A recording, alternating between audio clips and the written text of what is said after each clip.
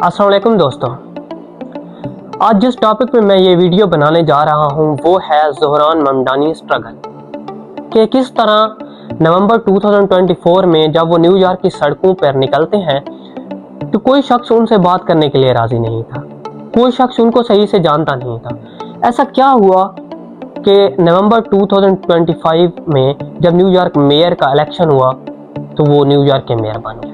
ऐसी क्या वजूहात थी कि जिसकी वजह से प्रेसिडेंट डोनाल्ड ट्रंप उनके टोटली अगेंस्ट थे और उनके खिलाफ बयान दे रहे थे, उनके खिलाफ ट्वीट्स कर रहे थे। ऐसी क्या वजूहात थी कि उन्होंने कहा था कि अगर इस्राएली प्राइम मिनिस्टर नेतन्याहू न्यूयॉर्क में एंटर होंगे तो हम उन्हें अरेस्ट कर लेंगे अगर मैं न्यूयॉर्क का मेयर बना।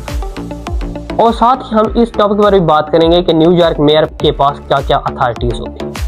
इससे पहले आपने अगर हमारे चैनल को सब्सक्राइब नहीं किया तो हमारे चैनल को सब्सक्राइब कर लें। तो आइए शुरू करते हैं आज की अपनी वीडियो। अगर हम ज़ोहरान ममदानी के ओरिजिन की बात करें तो उनके जो अजदाद थे वो गुजरात इंडिया से थे, लेकिन ज़ोहरान ममदानी खुद युगांडा में पैदा हुए और उसके बाद उनके चाइल्डहुड ही में उनकी जो फैमिली होती है वो यूएस यानी न्यूयॉर्क में मूव हो जाती है और वो वहाँ पर अपनी तालीम एजुकेशन वगैरह मुकम्मल करते हैं। अगर हम बात करें उनके इलेक्शन के बारे में जो कि हमारा टॉपिक भी है, तो ज़ोहरान ममदानी आज से 10 महीने पहले जब रैंकिंग एक जारी होती है तो उसमें जो ज़ोहरान ममदानी होते हैं उनकी रैंकिंग में नंबर होती है 9। वो रैंकिंग किस लिए होती है कि who is going to become the next mayor of the New York, वो 9th नंबर पर होते हैं। और 10 महीने बाद वो ऐसा करते हैं कि वो सड़कों पर निकल जाते हैं। जो न्यूयॉर्क की सड़कें होती हैं वहाँ पर जाकर लोगों से राय लेते हैं अपने बारे में, लोगों की जो बेसिक प्रॉब्लम्स होते हैं जैसे हेल्थ केयर हो गया, जैसे एजुकेशन हो गया, वो चाइल्ड केयर की बात करते हैं। यानी उन्होंने रियल मुद्दों पर बात करके आवाम की जो तवज्जो थी वो अपनी तरफ की और साथ ही साथ जो कि है आवाम उनको पसंद करना शुरू कर देती है।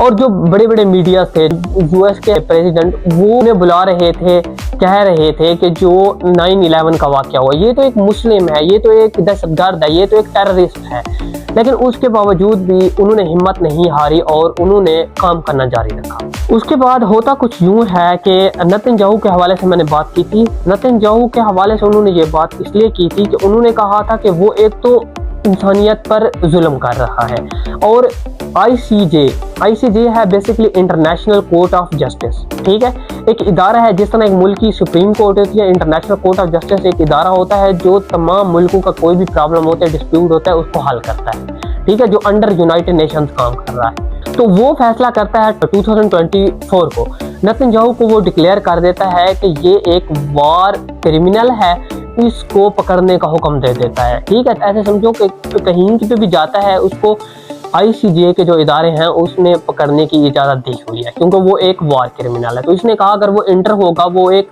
जुल्म कर रहा है लोगों पर, वो मुसलमानों पर जुल्म कर रहा है, तो वो ICJ का एक डिक्लेयर कैदी है, तो अगर वो हमारे न्यूयॉर्क में आएगा तो हम उसको अरेस्ट करें। बात यहाँ रुकी नहीं, बल्कि कोई भी बिलियनियर उनको फंडिंग करने के लिए रेडी नहीं था।